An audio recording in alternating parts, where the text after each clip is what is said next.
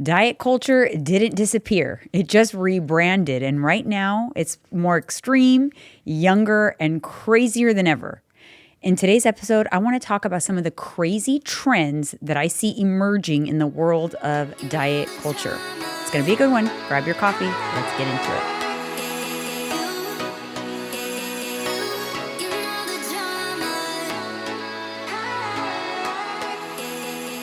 Let's get into this.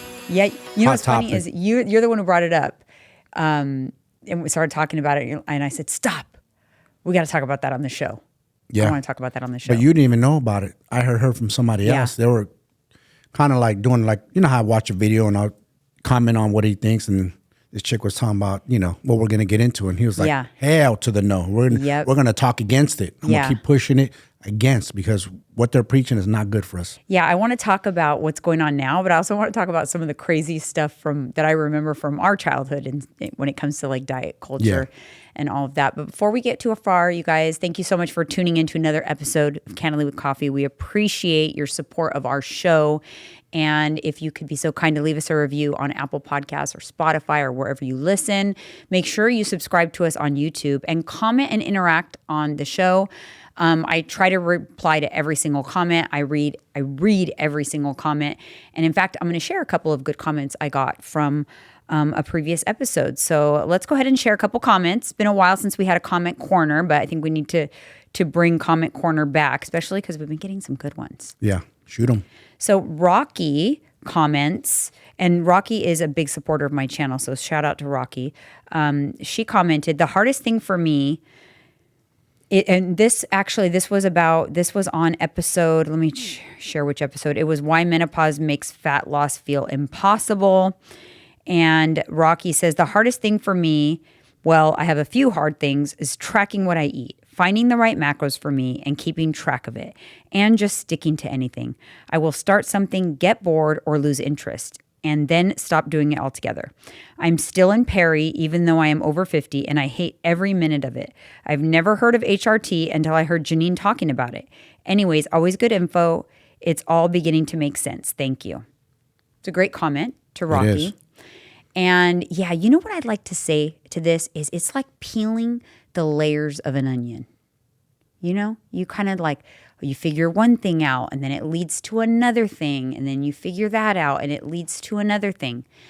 I think the most important thing I can tell you is try not to get overwhelmed and focus on like one thing at a time. That's the only way you're going to do it. One thing. Don't do too many things. Mm-hmm. People get overwhelmed. Mm-hmm. Like we know you want to lose the weight, you want to look better. That's the obvious. That's the big picture. But in between, one thing at a time. Yeah, I like to reference things or try to relate, like how I can relate it to myself and my thought process. So how I think about this is last year I decided I wanted to kind of learn how to do my makeup better. And so instead of just kind of setting a goal for myself, like, oh, I'm going to learn how to do my makeup, I kind of started with one thing at a time. Well, you know what? I'm going to learn how to shape my brows. I'm going to look, how should I be putting makeup on my brows? How should I apply my brows? What products should I use for my brows? And I kind of started with the top of my face and went down. Now I'm going to focus on my eyeshadow. I'm going to learn how to do eyeshadow, how to use different brushes. And it was like one thing at a time. If I had just randomly told myself, I want to learn how to do makeup, and I just watched a bunch of full face makeup tutorials, I would have been more lost than ever. That's true. Instead, I kind of just slowly, and then once I, figured out everything little by little, then I can kind of get into the full face stuff and then kind of what do I enjoy doing the most and kind of double down on that. That is a method you can use with anything. Yeah. Anything. Anything. Yeah. So stick to it, Rocky. You're learning. Don't be afraid to ask questions either as you're learning. That's how you get better at things. Yeah. Well, she definitely isn't. She asked me a lot of questions and I'm always happy to answer them. So thank you so much for the support. I have another comment here from CO Girl 110. I'm 53, had a horrible time in perimenopause. I am now on HRT and am a new woman. Such a game changer and life changer. I've never felt better in my life. I feel better than when I was young because my moods are stable. I'm strong and life is amazing right now. I highly recommend HRT. Man, good for her, man. Good for her. I love to hear that because people are defeated. They just don't know what to do. Their hands up in the air. Like this is not what I signed up for in life. Why do I got to be this way? But with the discovery of HRT, which more women, not just us just talking about, more women are discovering HRT, they're feeling like themselves and even better. And they're like, wow, life doesn't have to be this way. Yeah, you know what I loved about her comment is she said, I feel even better than when I was younger, because I could totally relate to that. That's how I feel, because when you're younger, you have PMS. You have your hormones are high, they're low, they're all over the place because of your cycle. But when you no longer have a cycle in menopause and you balance your hormones with HRT, the fluctuations and the ups and downs go away. You're just stable. And it's so nice. There's no like, oh, well, it's that time of the month. Oh, it's right before, it's right after, it's always something, right? And then that's for young people. And then perimenopause is horrendous, because perimenopause is like the PMS from your younger years on steroids, literally, because the highs are high and the lows are low.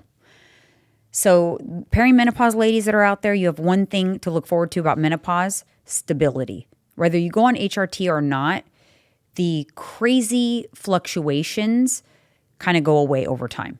So, but HRT is amazing. I swear by HRT. Oh. But I do want to say one thing, because there's people out there that love to try to knock a woman off her high horse if she's proud of her physique or her body or her reaching her goals, because they like to discount their hard work by saying, oh, but that's because you take HRT and peptides. Yeah. I would like to know if there's anybody out there who doesn't have a great lifestyle. They drink, they eat whatever they want, they smoke, they don't exercise, but they take HRT and peptides and look phenomenal. Come see me. I want to see, because you're an anomaly. Yeah.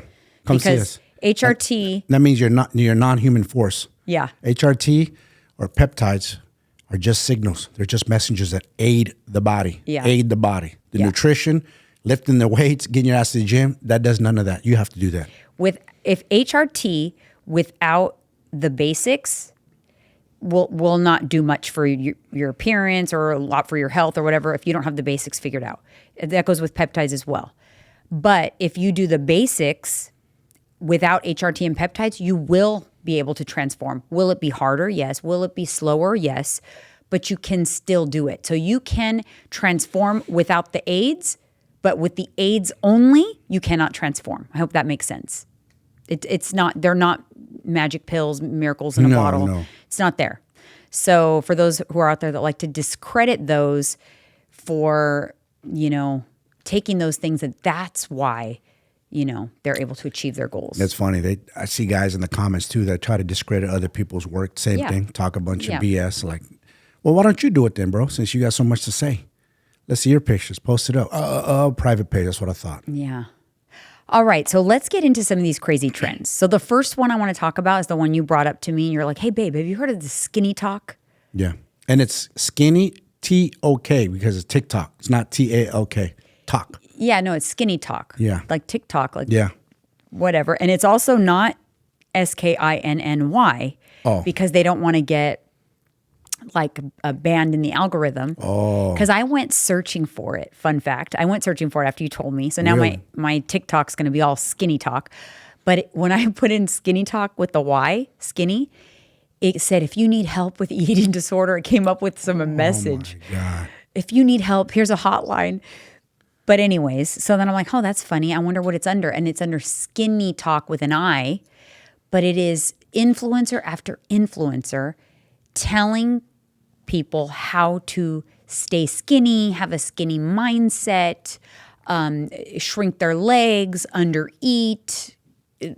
I wonder how, this might be a little off topic, but I wonder how the other community is going to feel about this. That's on the other side. Body positivity. Love your body. Big is beautiful. It's okay to be overweight. I wonder how they going to feel with, you know what I'm saying? Because there's always something. I know. And here's the thing. I've been very vocal on this show over the years. I was anti-body positivity movement also. I'm anti-body positivity because I think that is like a license to be obese. And I'm anti the movement, not the word and the meaning of what true body positivity is, but the movement. And then I'm anti-SkinniTok. What the heck is this BS about? I thought this was gone in the 2000s. Right? Yeah. Thought we left that behind. I thought the new thing is lift weights, get strong, beautiful, strong bodies. I don't feel like There's been that movement though. You know why? And I have a theory. I feel like that strong, yes, there's a fitness community, but it's a 1%, right? Yeah. There's a fitness community that's very into lifting weights, getting strong. Hasn't become trendy though. It hasn't been a trend. And I have a theory. Why? Because that is hard. It's easy to be, and I don't want to upset anybody, but it is what it is. I'm going to say. You've been on both sides, Yes. so say it. It is easy to become fat. It is easier to stay skinny than it is to be strong. Being strong Fit and strong. is the hardest. It's Fit the and hardest. strong. It takes dedication and consistency and a permanent lifestyle alteration. I once told you this before because I was body positivity and I was SkinniTok at one point. Because when I lost 100 pounds, there was a time I tried to convince myself that I was happy being overweight. That was me, body positivity. It was a very short period of time, 220 pounds. But then I decided I wanted to lose weight and I didn't know how to do anything else. My deep desire was to be strong, but I didn't know how to do it. This is many years ago. So I just thought, I'm just going to be as skinny as I can be. I was just determined to be skinny. I've been both. And you got there. I did. And what was your lowest weight? Because you said you were even lower than 120. You got to as low as how? 105, you said? No. What? 98 pounds. You lost way over 100 pounds. What are you talking about? You always say 100. It's more like 120 plus pounds. I know. That's crazy. In your totals. You're That's what I'm right. saying. Your If the totals. totals. I don't know The why you high- keep saying 100. Because it's way easy. more. But it's from the high to the low. Dude. Yeah. That's over a 100. lot. You lost a whole, you lost you.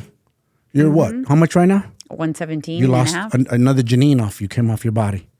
Damn, that's crazy. My highest was, I didn't weigh myself, but I'm guessing somewhere 250, 260. I don't know, maybe. Definitely. My lowest that I weighed in, I was at 7% body fat, 165. I remember weighing in that weekend. You were SkinniTok. I was, but I wasn't going for it. I was going for just chisel, but I looked small. It was too skinny. And now I'm about $1.87 or so, right around there. Comfortable. Well, you know what the alarming thing of this trend is? The amount of likes and saves and stuff. I'm like, oh my gosh, this is The crazy. influence of the young generation.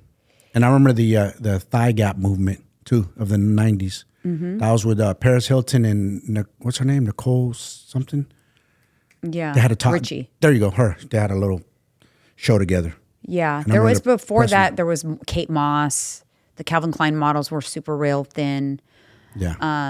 But it's yeah. already kind of that movement. If you think about it, a lot of people who abuse GLP-1s kind of got super skinny. I think that's what triggered it. And what's going to happen is, ladies, you're going to have weak bones as you get older. This is going to haunt you in the long run. This is not healthy. This is not a long-term solution. I get it. You're obese. You're overweight. You're big. You want to lose weight. You want to get skinny. I know, because it does feel good. But how to build that muscle, man? You can't get around it.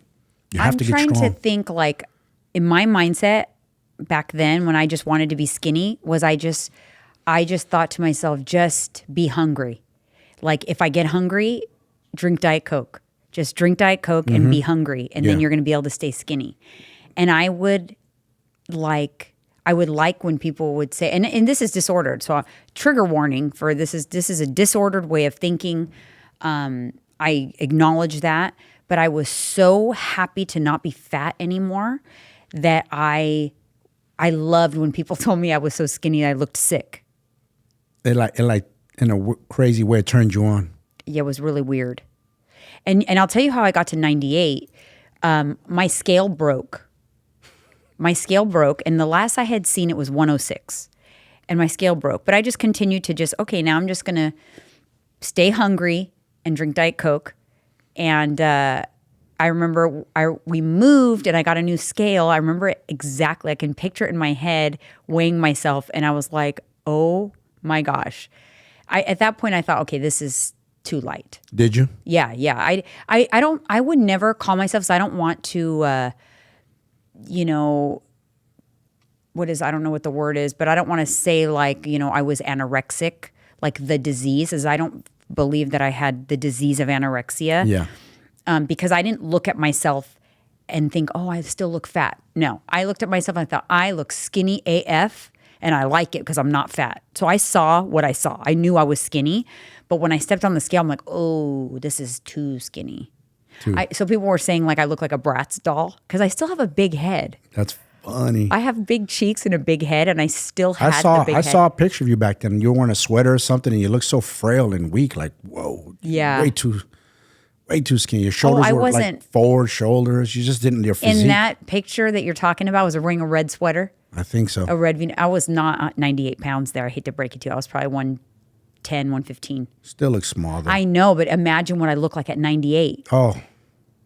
I remember there's a picture of me. It was Tyler's second birthday, and I was leaning over to pick him up, and I was wearing a tank top, and you could see my spine bent, like curved, because I was bending over to pick him up. You could see my spine bone. Whoa. And my ribs from the back. I'm like, that looks crazy. Yeah.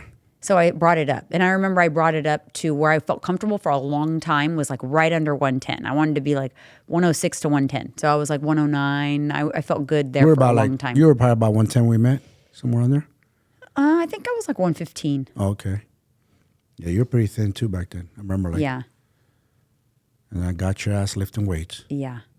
And then you hired somebody I know, a friend of mine, and the rest is history. Yeah. Thank God I found fitness. But what were some of the other crazy? So I remember, that skinny look, the Calvin Klein models. Yeah. That was in, that was super in. But then I remember the in look was like the Playmate look, like the big fake boobs and being very skinny. Yeah. Then that became a thing. Yes. It's crazy, these trends, huh? I know. And it's just not. Trends are never good, though. They're trends for a reason because they don't last. And people hop on the train real quick and want to be part of this trend. I want to be part of the trend. I want to be trendy. It's not good. I've never been a fan of any kind of trends. I just always been a fan of I want to be healthy, strong, athletic. I like the athletic build, like the build of a professional fighter. Muscular, but not too muscular. I don't like the bodybuilder look. I don't want to be over muscled. And some people say, well, you just can't probably get it. If I wanted to hop on tons of PEDs, I could. I don't want that look. I like a fine balance. Yeah, I've always, even like you said, you don't hop on trends, neither do I. I actually avoid trends. I tend to avoid trends. I always have liked a strong physique. I just didn't know how to get it. So like I've told you many times, when I saw Linda Hamilton in Terminator 2, I thought, that's what I want to look like. Like, how do I do that? And then for a long time, I just thought, oh, it's just not possible for me. I had a wide waistline. I had a wide stomach waist. Even as a young girl, I just came across the picture of when I was 30 in a bikini. My waist was probably maybe like, for my size, because I was thin, but I had a wide stomach area, like maybe like 31, 32 inches. And it's like someone's out there saying, oh, that's not big. But for me, who was a thin girl, it was. So I thought it was genetics because my mom had kind of a big stomach. Yeah. And so I thought, man, I just don't have that body. I can never have a small waist. And that's why to this day, now, strength training, doing all of that, I love having a small waist because I never thought I could have one because I thought genetically I couldn't have it. And now it's under 25 inches, like 24 and a half inches. Funny you say that because I used to say that about dudes who are ripped and you could see their abs and all that. And I said, well, we used to justify, my culture, Latinos, we just can't get that ripped. I don't know why we thought that. We just can't get that ripped. It's just genetic. Same thing. It's just an excuse like, no, yes, you can. It's just losing body fat and you'll see your abdominal wall. Yeah. So it's a lie because I've seen my bulbous abs, like you like to call them. I've seen them chiseled down. Why? Nothing special. Just lost body fat. Just lost body fat. That's it. Everybody got them. Yeah, and you think that you can't, but you can. And so I've always liked the strong physique. But like I said, do you feel like, or do you agree with me that like that fitness physique, it's not really a trend? It's never been a trend. It's just kind of, there's a fitness community, but it's not trendy because it's hard. I'll say this, because I've been around the game a long time. Yeah. Been around the game since early 90s. So I will say this. Women back then, what was trendy or popular for women were just jazzercise, aerobics, cardio bunnies. That was it. There was no lifting weights, no strength training. What I see now, though, I see strong-ass women. Still, it's a small community, but I see women who are stronger than ever, believe in themselves, are competing in even like strongman, weightlifting competitions, physique bikini fitness competition, that stuff. So there's a community that, and a lot of women are like using weights to build their physiques up instead of using cardio and those damn classes that they used to, So I have seen a change in that. Yeah. For sure. It's much different today than yesterday. Back then, you would not see a woman on the floor lifting weights. That was a no-no. Yeah. Never, not one. That was an anomaly. If you saw one, it's an anomaly. But now, no, women are in the trenches with us men. So it's grown, but grown. it's not a trend. It's not like Fit Talk. There's no Fit Talk, I don't think. No. It's There not isn't. a trend. It should. But it's grown. We should start a Fit Talk. We should start one. It's you promising. should. Because it keeps you more youthful. It keeps you more energetic. Being strong is good. And let me tell you, ladies, something. For those of you think, I don't want to look like a bodybuilder. You're not. You're not going to build muscle like you think you are. If I'm a man, I can't put on muscle like a bodybuilder like that. It takes time to build muscle. So don't worry about getting too muscular because you won't. It's interesting because what SkinniTok promotes is chronic undereating framed as discipline. So they kind of frame it in a wellness package, but beware, okay? It is hunger normalizes success, which is interesting because I just said that. You did. I said that I felt like as long as I was hungry, that means I didn't overeat. And that means I was going to stay skinny. That is, a scary slippery slope. Like, again, I don't feel like I ever identified or had the disease of anorexia, but I definitely had disordered eating for sure. So body checking disguised as accountability. So constantly checking to see if your body has changed or whatever. So it's like you have to be careful, right? It's like a little bit of a slippery slope sometimes because you could be on a wellness fitness journey that could easily slide on into some disordered things like SkinniTok type stuff. Low calorie intake, often below 1,200 calories. So they brag. So here's the other trend I see on TikTok. And it started with Bethany Frankel, I think, and the whole Victoria's Secret fashion show. They call them supermodel snacks. So supermodel snacks are these creative ways to have little snacky things, but they're very low in calorie. And it's supermodel snacks. Have you heard of that one? No, I haven't. It's like cucumbers with lemon juice and cottage cheese or very, very, very low calorie stuff. I haven't heard of that one.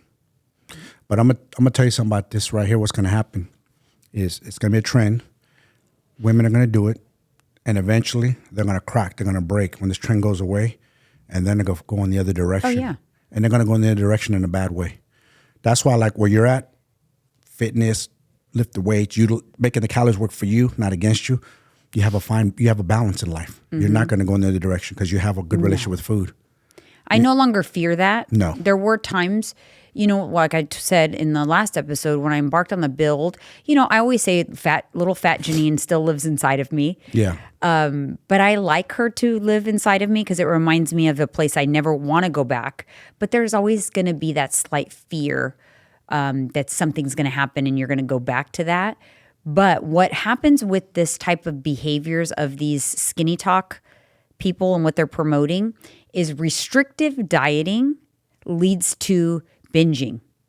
It leads you to go in the other direction. So restrictive dieting is going to cause binging. Yep. Chronic underfueling is going to lower your metabolic rate. You're going to lose muscle.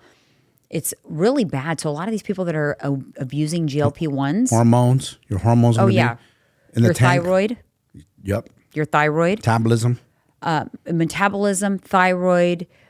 All of the non-essential systems in your body start to shut down because your body's trying to survive, right? So you lose hair, you lose teeth. Weak nails, your skin, your poor skin quality, lots of that. Busy women, this one's for you. My Thrive in 3 program was designed specifically for women in midlife who want to build muscle, stay strong, and feel amazing.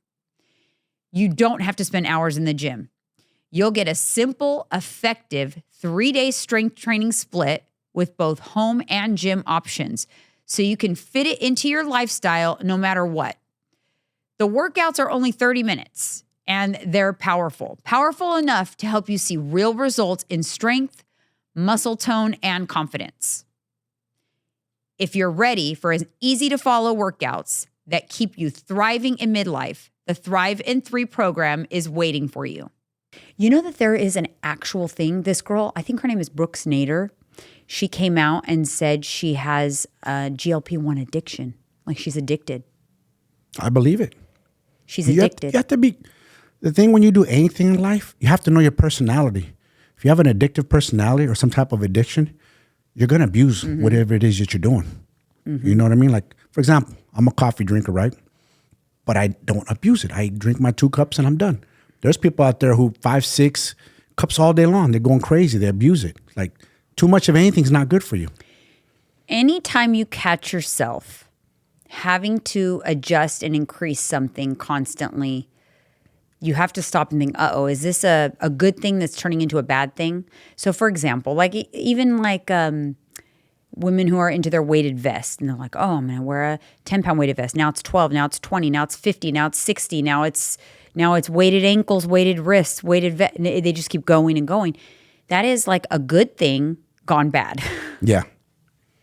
You know what I mean? And that's something that you personally have to be very careful Yes, of. I do. Because the addict inside me is never going to go away. He's there. Yeah. And I am aware of that.